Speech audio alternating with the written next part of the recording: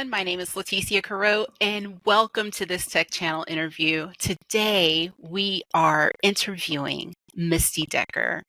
Welcome, Misty. How are you? I'm doing great, Leticia. I am so happy to be here.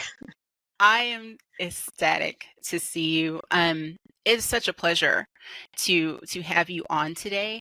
I want to get straight to it because you know, it, you are a legend, Uh, and yeah, and just tech royalty, and we are just so happy to have you. Let's get straight into it. Can you just introduce yourself and tell us a little more about you, just in case those of us that don't know? Okay, sure.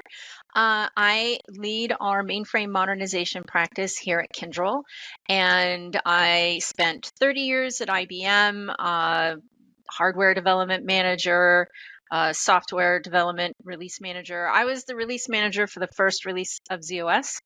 And I was relatively new at the company when I helped merge all of the individual mainframe operating system components into the first release of OS 390. So I go way, way back.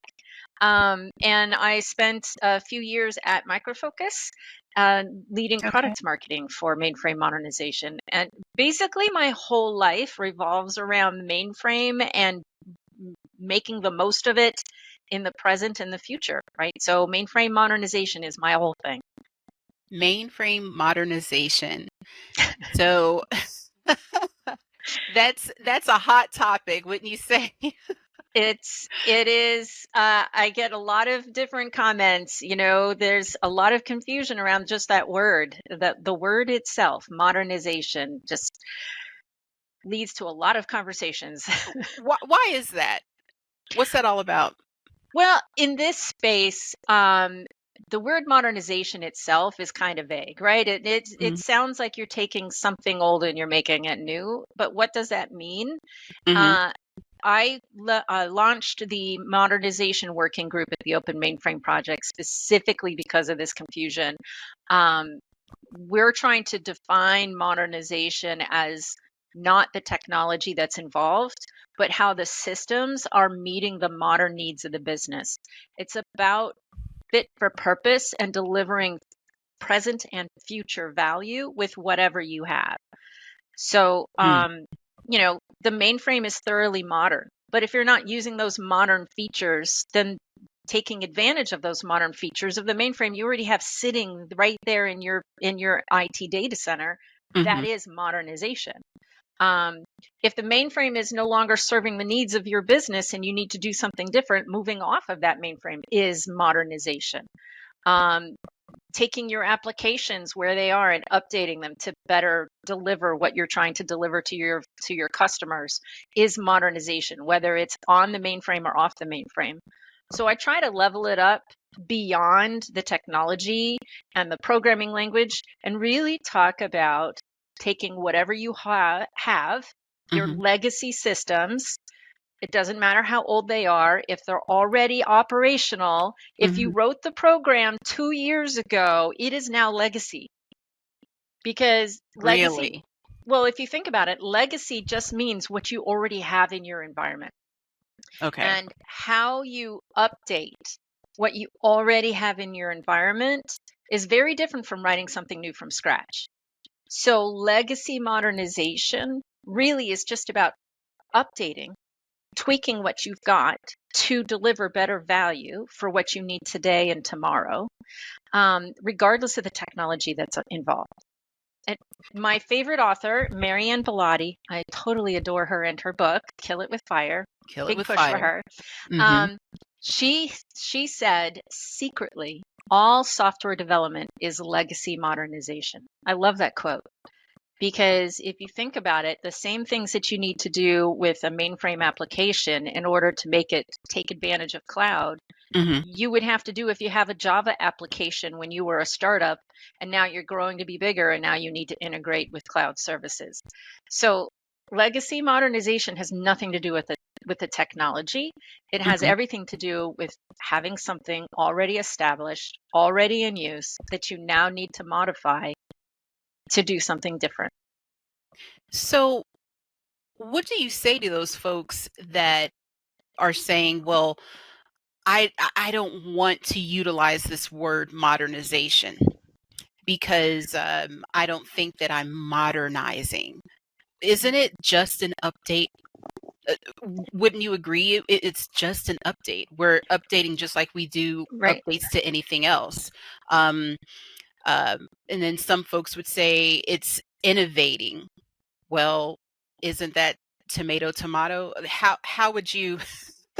I hate to be that person, but No, I have this conversation all the time, Leticia. mhm, It's very confusing because many people are using the exact same word for very different things. that's it. And and this space is just filled with bias, unquestioned bias, right? Oh. So you have people who grew up with cloud computing or they learned to program on Java or C, Mhm. and they just assume that the mainframe is old or that COBOL is hard to learn, and they don't even bother to look, right? I had a wonderful conversation with a university professor a few years ago, and he said, "Well, there's nothing new in the mainframe." And I listed like 5 things in 30 seconds. And he's like, "I didn't know any of this was going on." Well, that's because you aren't looking, Right. right? So, but us in the mainframe space, we have the same issue where we just assume anything that's being developed in cloud and the new technologies is just a repackaging of what we've always done on mainframe. And Mhm. some of that is true, but we should also actually look at it with an open mind. So that's my big push, is just trying to get everybody to look at the technology that's available with an open mind and without letting go of your bias and your predisposed opinions, and plan a path forward for what the business needs, what the organization needs, based on business needs, not on the technology. So what's the best practice to do that? What's the best way that they can do that Well, the without first the pushback? Well, organizationally, every single project, whether you call it modernization or digital transformation or a cloud first strategy or whatever, um, you always need to put front and center the business goals. Mhm. So I have a chart when I talk to customers. I talk about why digital transformation projects fail, and the statistics are eye popping. 75 to 90% of digital transformation projects fail, Wow, or underachieve. that's And a lot. it's usually not technology related. It's organizationally. It was a 5-year program, and you got a new CTO who has a different vision. Mhm. Or organizationally, you didn't have the right skills involved. Or organizationally, you didn't take into account the human fear of change, or that organizational situation where you've got a tiger team building the new system and you're telling the mainframe team that they're going to be replaced and their job is no longer going to be there. And now they're not helping the project move forward. So, the biggest reason these projects fail are usually not technology related, they're people related. Mhm. So, from the chart that I always show them, as I say, you need to start with the business objectives. You need to get everyone aligned around why you're doing this and how you're doing this and how it's going to achieve value to your business. And then I put up a chart and it lists not business objectives, and it lists cloud, IoT, mobile first. Those are not business objectives. Those are technology first objectives. And then Right. I list the business objectives: cost efficiency, faster deployment to market, better customer experience. Those are business objectives. The technology is not the end all be all. It is not the objective. It is a servant of people and organizations and delivering value to your customers. Mhm. And if we constantly keep that in front of mind, especially as an organizational leader who's trying to drive these transformational projects, that will in itself right a lot of these bad decisions. right? If you're looking at it from what are we trying to accomplish, not how are we trying to accomplish it, and always keep that front and center. That solves a lot of the problems right there. That mission first, people first mindset. Yeah. So, from an individual's perspective, Yeah. how would they approach it? Because that's completely different. Absolutely. What's what's your suggestion there? So just a few years ago, if you would ask me this question, I would have said you need to reach out to, and I did say, you need to reach out to the other side of the aisle and Mm, start having conversations, build alliances, build relationships, hmm and be open to the fact that there's multiple ways to solve a problem. That's all still true. But more and more people are saying the right platform for the job, right? mm, hmm I'm open to moving mainframe applications to cloud. Cloud people are saying I'm open to some applications doing better on a mainframe. There is some of that progress, but what I'm now hearing is right platform for the application. But in my experience, most of the time, to me, those are danger words because when Okay. I hear them from a mainframe oriented person, I hear, but in my experience, most of the time, there's no need to move the application. And when I hear it from a cloud person, I hear, but in my experience, most of the time, you will achieve better value if you move to the cloud.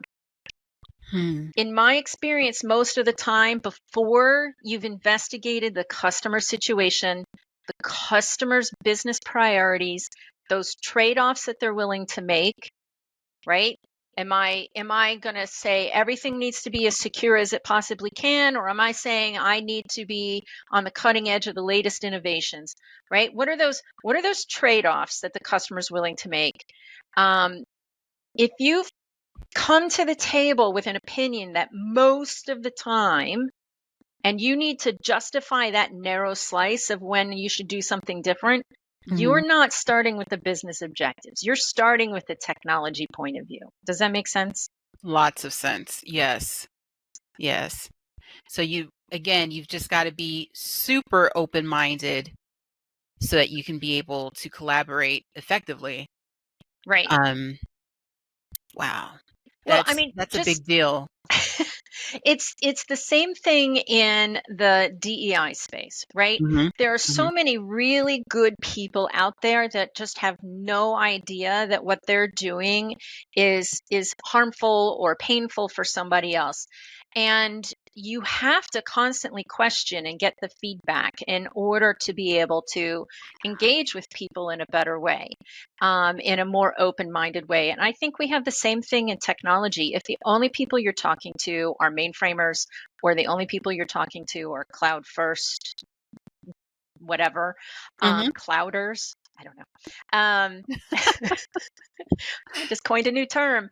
Um, so if those are the only people that you're talking to and the only voices that you're listening to, then it's really hard for you to step out of your bias. And even then, when you step out and talk to people that are different from you have to constantly reassess. Am I hearing what they're saying with an open mind? Or am I doing that thing where you're arguing with your significant other and you're just waiting for them to finish saying what they're saying so you can tell them how they're all wrong, right? We don't want to do that in the technology space. We need to actually listen to the other person's point of view and go back to those business needs and those trade offs, right? Every business problem has an on the mainframe solution, has an off the mainframe solution, and often there's a with hybrid solution to every single one of these business problems, right? I want to take advantage of generative AI. Okay, you can do that by moving your application and your mainframe data off the mainframe. You can do that on the mainframe. And there's hybrid ways of doing that. Every single business problem, usually, all right, every single business problem, usually, most every business problem has an on way of doing it, an off way of doing it, and a with way of doing it. And you choose based on those other business priorities and those other levers, not based on the technology. So with all of that, the in the modernization, do you, in your opinion, is it hard for organizations to say, well, we're going to go ahead and modernize and we're going to standardize at the same time? Is that a thing? Yeah.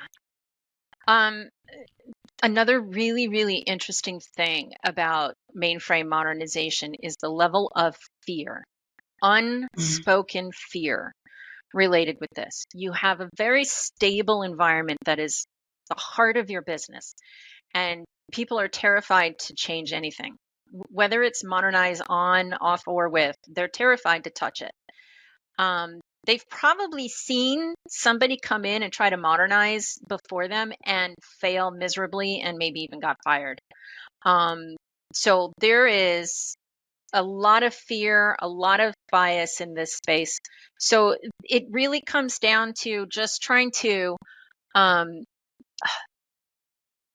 get beyond that. I try to tell people that there's hope now. There's been a lot of change in just the last few years. So follow the bouncing ball. And of course, it all comes down to money. You ready? Okay. The, Ready. the pandemic happened, right? Right. So prior to the pandemic, the calculation was, do I take the risk of modernizing and updating my mainframe environment? Whether it's moving it off, terrifying, expensive, or even updating it in place, right? People would buy a Z15 and then not use any pervasive encryption. I mean, why? Why are you spending the money? Because they were making the minimal amount of changes on their mainframe environment just to keep the lights on, because their competitors are building the new mobile app and using Internet of Things, and they had to remain competitive. So they made a very logical business trade-off. Pandemic happens, and the risk associated with not updating your mainframe environment is now right there in front of you. You can't ignore it anymore. You've been accepting unspoken risk for your business, and you're not able to respond quickly to a very dynamic business environment.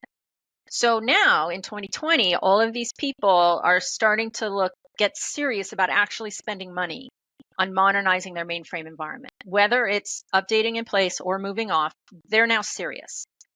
What happens when there's money in a market? Everybody rushes in. So now we have tons of new vendors standing up. We have new players like all the hyperscalers stand up mainframe modernization practices. They're hiring mainframers where they never had anybody before. You have IBM releasing new technology. You have mergers and acquisitions like crazy. I just built a chart over the weekend that showed some of the market consolidation happening in the mainframe space. The amount of change in mainframe modernization over just the last 3 or 4 years is mind blowing. I've never seen this level of transformation from an industry point of view in my 30 something years as a mainframer. It's just really accelerating. So what that means is now not only do you have the ROI from a business justification point of view, but there's all this new technology too. So the options keep expanding, and those failures that you've seen in the past are no longer relevant. I hear mainframers tell me, well, back in 1997, a major bank failed to migrate their mainframe application to a distributed server. I'm like, but it's a completely different game. Yeah. When you pull out those dated horror stories, Mhm. you're making yourself look like you're out of touch, right? Mm. If you're going to quote horror stories, quote recent horror stories and dive down into the why did it fail? Right. Because just because something failed doesn't mean it's going to fail again. We need to Mhm. continue to learn from those and evolve. It's a totally different game just in the last couple of years. Right. Anybody, I'm saying this now, anybody that did an assessment of what to do with their mainframe applications and they paid a consultant to come in and do it 2 years ago, you need Mhm. to update that assessment because it's It's still a old. very different game. So with that, is now that we have all the AI, we have access and keys to the city. Is COBOL still the problem? Was it ever the problem? COBOL, talk about bias. COBOL was, I call it the language made for the people. So by the people, for the people. So, COBOL was created because at the time, the only people that really knew how to program were being developed in the university space, scientists and academics. And uh, Grace Hopper insisted that they develop an open source language that could run on any platform in a way that anyone could program.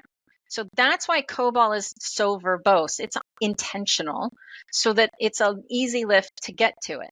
So COBOL being complex has never been the problem. It's a perception, Okay. right? Mm-hmm. It was secretaries and accountants that were writing those earliest COBOL programs, and you're a university graduate, you came out of university, and that's for those people. That's for people that don't know anything, but Mm-hmm. I'm educated and I don't need to deal with COBOL because I can deal Cool. with C, right? Because I'm smart enough to deal with C. So, COBOL has never been a problem. There's been an unconscious bias against it, Mm-hmm. unfortunately, but the pervasiveness of it shows how valuable it was to have an accessible language that anybody could use. Um, there's nothing wrong with the language. And from a modernization point of view, an application built out of COBOL is just an application. COBOL Mm-hmm. and any programming language is just a construction material. So one person builds their house out of stone, another person builds it out of wood. Wood is the oldest construction material available, but yet we build beautiful homes out of it. Mm-hmm. So the age of a construction material has nothing to do with the product that you build out of it, the application. So Right. that's never been the problem. The skills, never been the problem. People not wanting to program because of the bias, there's some of that. That's pretty easy to get over if you just actually show people that they have a real job. Um, I say the biggest issue with getting skills to work on COBOL is that the jobs we give them is here's this old thing nobody cares about, nobody's accelerating, there's no new innovation. I just want you to keep the lights on. It has nothing to do with the programming language, it's the job. Who would want that job? There's not going to be any rewards. There's not going to be any promotions.